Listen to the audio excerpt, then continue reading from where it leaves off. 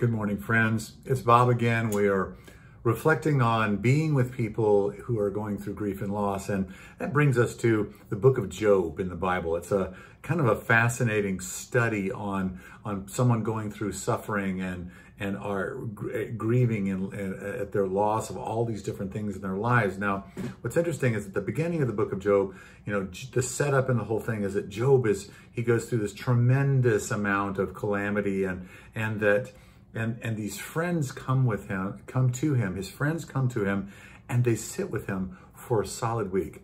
Amazing. They just sit silently with him while Job is just pouring out his heart. Job's in so much pain. They are present with him, and that presence is so powerful that I think there's the contrast in the whole thing is they do really well at the very beginning. They sit quietly with Job. They just know that the power of presence, that Job needs somebody to be with him, and they're with him. And that has this great impact on him. It doesn't relieve his suffering, but it actually provides some support in the midst of that. You and I, we need support when we're going through grief and loss.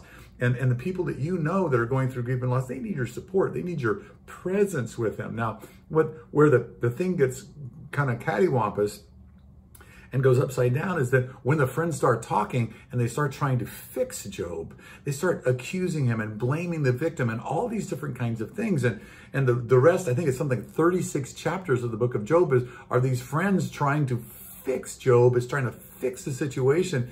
And it's a disaster. And at the end, the Lord rebukes them and says, you guys have done wrong. Now, at the beginning, when you were silent, you were doing well. Then you opened your mouth and now all bets are off.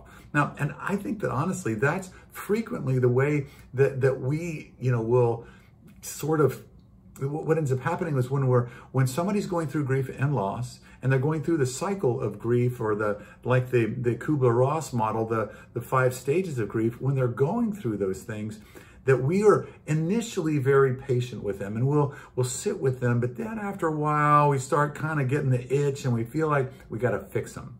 And when we go into that fix mode, when somebody's going through grief, we lose, and they lose, because there's no fixing grief. You have to ride it out. You have to go through it to be able to come on to the other side of it. There's no fixing it. You can't pray them out of it. You can't rebuke the devil and make it go away. You need to be with them and be patient in that.